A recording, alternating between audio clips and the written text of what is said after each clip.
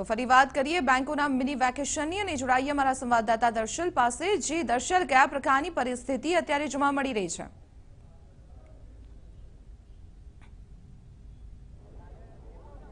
ચોક્કસ દીપાલી, અત્યારે જે એસોસિએશનના જે સભ્યો છે ઓફિસર એસોસિએશનના, તેઓ અહીંયા વલ્લભ સદન ખાતે એકઠા થયા છે અને સરકાર સામે અને મેનેજમેન્ટ સામે સૂત્રોચ્ચાર કરીને પોતાનો વિરોધ દર્શાવ્યો છે। તેઓની એક માંગ જે છે કે મર્જર જે કરવામાં આવ્યું છે બેંકનું, તે બંધ કરવામાં આવે અને સાથે સાથે મેન્ડેટની વાત જે છે તેને લઈને તેઓ અહીંયા રજૂઆત કરી છે। અગાઉ પણ રજૂઆત કરી છે, છતાં પણ કોઈ નિવેડો ન આવતા આખરે તેઓએ હડતાળ પાડવાનું નક્કી કર્યું છે। તમને પૂછવા માંગીશ, તમારી માંગણીઓ, મુખ્ય માંગણીઓ કયા પ્રકારની? હલો,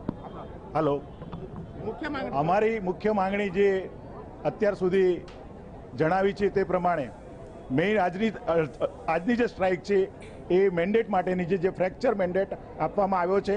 વર્ષોથી એક બધા માટે મેન્ડેટ આપવામાં આવતો હતો, પણ આજે ગવર્મેન્ટે છેલ્લા કેટલા સમયથી 1, 2, 3 સ્કેલ 1 સુધી મેન્ડેટ આપ્યો છે અને 4 અને અબવ જે મેન્ડેટ આપવામાં આવતો એ આપ્યો નથી। એટલે એ માટે ગવર્મેન્ટ એવું ડિવાઇડ એન્ડ રૂલ કરીને આ એક મેન્ડેટ યુનિયનને, એસોસિએશનને એક તોડી નાખવાની કોશિશ કરવામાં આવી રહી છે। એના વિરોધમાં આજે જે કંઈ સ્ટ્રાઇક પાડવામાં આવી છે એનો મુખ્ય આજે જે મેન્ડેટ છે સ્ટ્રાઇક છે એ આના કારણે છે। એટલે કે અહીંયા મેન્ડેટનો ઇસ્યુ છે અને સાથે સાથે દીપાલી 21 તારીખે હડતાળ અને બાદમાં 26 તારીખે 5 દિવસ બેંક બંધ રહેશે, માત્ર 24 તારીખે ચાલુ રાખવામાં આવી છે। શું કહેશો આના કારણે લોકોની સમસ્યા ક્યાંક હાલાકી છે તે હળવી થશે? લોકોને સમસ્યા ન થાય એટલા માટે જ અમે 24મી તારીખની હડતાળ રાખી નથી અને 21મી તારીખની હડતાળ રાખી છે, કારણ કે અમે અત્યાર સુધી જોતા આવ્યા છે કે આ સરકારની જે કંઈ નીતિઓ છે એ સામાન્ય લોકોને પરેશાન કરી રહી છે, અમને પણ પરેશાન કરી રહી છે, ખેડૂતોને પરેશાન કરી રહી છે, વિદ્યાર્થીઓને પરેશાન કરી રહી છે। એટલે ખેડૂતોને, વિદ્યાર્થીઓને, નાના બિઝનેસમેનોને અને સામાન્ય જનતાને તકલીફ ન પડે એટલા માટે અમે 24મી તારીખની હડતાળ પાડવાને બદલે 21મી તારીખનો હડતાળ પાડવાનું નક્કી કર્યું છે। અમારી હડતાળ છે એ લોકોને હાલાકી પડે એટલા માટે નહીં, પણ અમારા મુદ્દાઓ સરકાર સુધી, લોકો સુધી પહોંચે એ માટેની હડતાળ છે।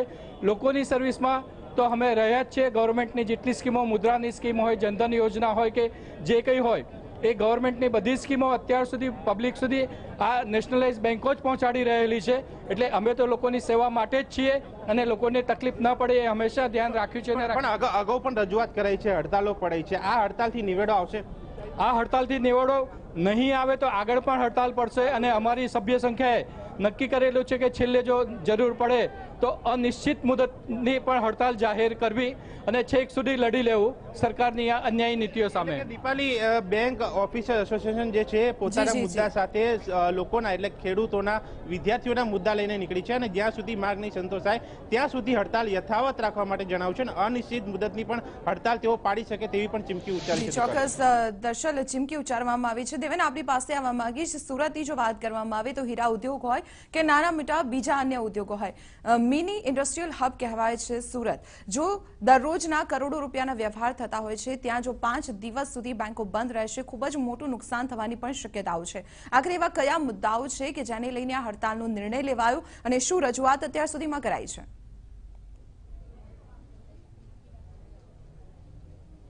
જી દીપાલી, સ્વાભાવિક છે કે સુરત શહેર એક ઔદ્યોગિક શહેર છે અને જ્યારે પણ બેંકો હડતાલ પર જતી હોય છે ત્યારે મોટા પ્રમાણની અંદર જે વ્યવહાર છે તે ખોરવાતો હોય છે અને અત્યારે જે પ્રકારે આજે કર્મચારીઓ છે તેઓ ફરી એક વખત એકત્રિત થયા છે અને તેમની જે પડતર માંગણીઓ છે છેલ્લા કેટલાક સમયથી તે જ માંગણીઓ છે, તે માંગણીઓને લઈને તેઓ ફરી એક વખત જે છે તે પોતાની માંગણી સરકાર સામે મૂકી રહી છે અને કેન્દ્ર સરકાર પાસે સતત એમની જે પડતર માંગણીઓ છે તે પડતર માંગણીઓને લઈને તેઓ સતત રજૂઆત કરતા રહ્યા છે। આપણી સાથે જે અત્યારે કેટલાક જે બેંકના કર્મચારીઓ છે તે કર્મચારીઓ સાથે આપણે વાત કરી કે કયા પ્રકારની એમની જે ડિમાન્ડ જે છે, સાહેબ કયા પ્રકારની તમારી જે ડિમાન્ડ છે અને હડતાલ જે છે તે કેટલા દિવસ માટેની છે?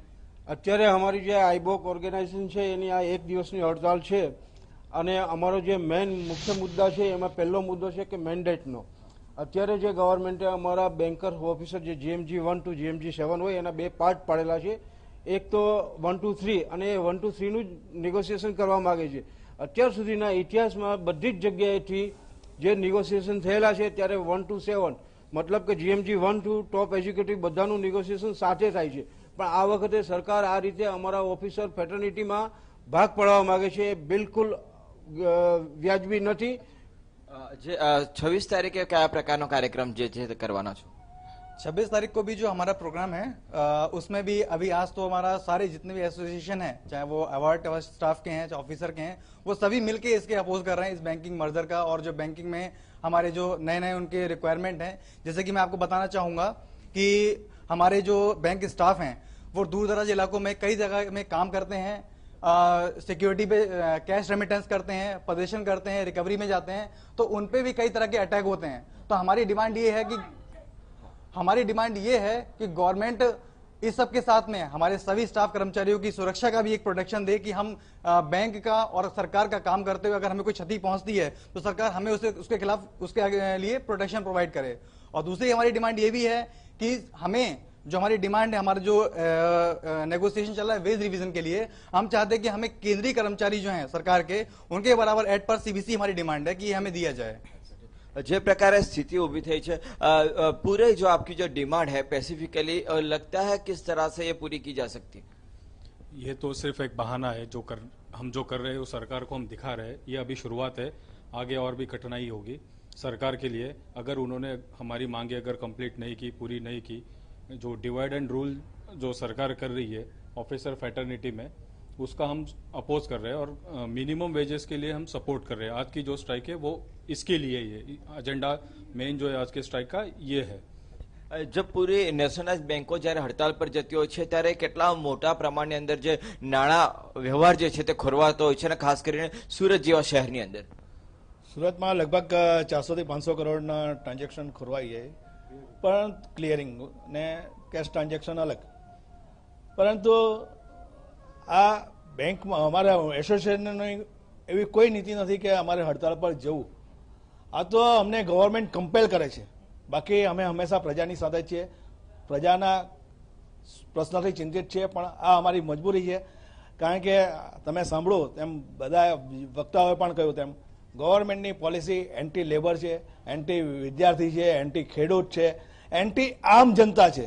તો એણે હવે જાગવું પડશે ને અમારા પ્રશ્નો સાંભળવા પડશે અને એનો વ્યાજબી નિકાલ લાવવો પડશે।